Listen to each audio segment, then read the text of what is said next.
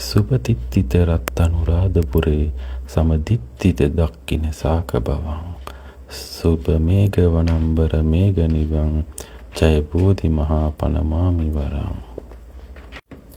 අදිටන් බලයෙන් අනුරාධපුර ප්‍රදේශයේ යහපත්ව පිහිටි මේ බෝධීන් වහන්සේ ශ්‍රීමා බෝධියේ දක්ෂිණ ශාඛාවයි. මේඝ වනයේ අහසක් නම් ශ්‍රීමා බෝධිය එහි වැසි වලාවක් වැන්නේ. ඒ බෝධීන් වහන්සේට මම නමස්කාර කරමි. සාදු සාදු සාදු. අද අපි ඓතිහාසික අනුරාධපුර නගරයේ පිහිටි පූජනීය ස්ථාන අතරින් බෞද්ධයන්ගේ මුදුන් මල්කඩ ලෙස හැඳින්වෙන ජය ශ්‍රීමා බෝධීන් වහන්සේ වන්දනා කරන ගමන් එහි පිහිටා තිබෙන සත්සතිය පිළිම වහන්සේලා වැඳ පුදා ගමු.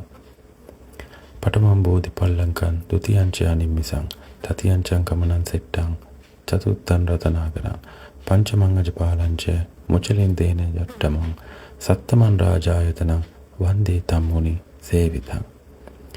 ඉතින් මේ විදියට බුදුන් වහන්සේගේ සත්සතිය හඳුන්වලා තියෙනවා. ඉතින් අපි මුලින්ම මේ ඉසුරු මුනිය පැත්තෙන් ජය ශ්‍රීමා බෝධියට පිවිසෙද්දී අපිට මුලින්ම හමු වෙන්නේ මේ රුවන් සක්මන සිදු කරපු එම පිළිම මන්දිරය මේ 4 වෙනි සතිය තමයි බුද්ධත්වයෙන් මේ රුවන්ගේ සක්මන සිද්ධ කරේ අභිධර්මයේ මෙනෙහි කරමින් බුදුහාමුදුරුවෝ වැඩ සිටිය දර්ශනය තමයි මේ ඔයගලන්ට පේන්නේ. ඉතින් අපි ඊළඟ සතියට ඊළඟට දැක්වෙන්නේ දෙවෙනි සතිය බුද්ධත්වයෙන් දෙවෙනි සතිය අනිමේසලෝචන පූජාව සිද්ධ කරපු අයුරු තමාට බුදු වීමට උපකාර කර අසතු බෝධීන් වහන්සේ දෙස ඇසවීම බලා සිටීම තමයි ඒ රූපයෙන් පෙන්වුම් කරේ පිළිමය. ඊළඟට අපි යනවා රුවන් සක්මන තුන්වෙනි සතියේ සක්මන් කරමින් ගත කරපු එම සතියේ පිළිම වහන්සේ තමයි ඔබට මේ දර්ශනය වෙන්නේ. ඊළඟට අපි ඊළඟ සත්සති මන්දිරයට ඊළඟට නිරූපණය වෙන්නේ අජපල් නුකරුක මුල වැඩම කර පස්වෙනි සතියේ බුදුරජාණන් වහන්සේ මාර දූවරුන් පරාජය කරපු එම දර්ශනය තමයි ඔයගලන්ට මේ පේන්නේ පස්වෙනි සතියේ.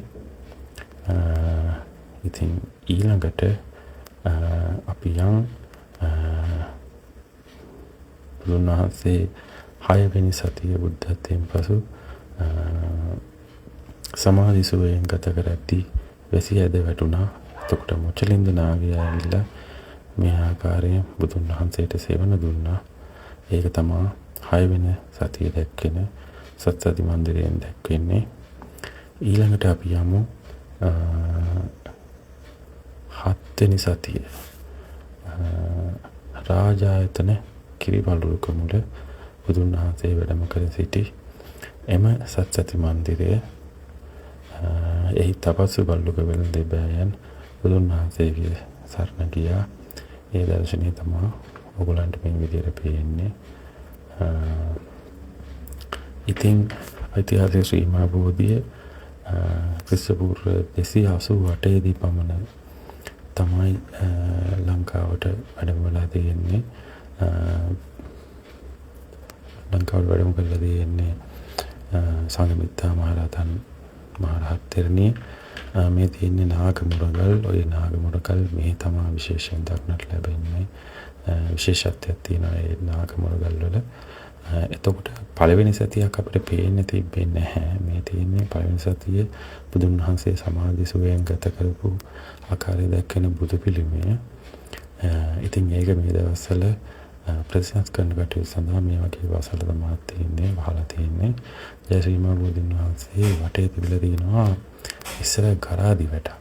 ඉතින් ඒකේ නෂ්ටාවිශේෂ මේ වගේ තමයි මේ වීදුරු කුටියකින් ආවරණය කරලා තියෙනවා. ඔයගලන්ට මේක පිටතට ගිහිල්ලා බලන්න පුළුවන්. පිටතට මෙන්න මේ විදිහට ගිහිල්ලා ගියාම ඕගොල්ලන්ට මේ මෙතනින් බලන්න පුළුවන් ඒ ඉස්සර ගරාදි වැට කොහොමද තිබ්බේ කියලා. මේ ජයශ්‍රී මහ බෝධියේ ඔන්න ඔය වගේ තමයි පෙරණි වැට තිබිලා තියෙන්නේ. ජයශ්‍රී මහ බෝධියේ මේ තොරතුරු සමග එක්ුණාට ඔබට බොහොම ස්තුතියි.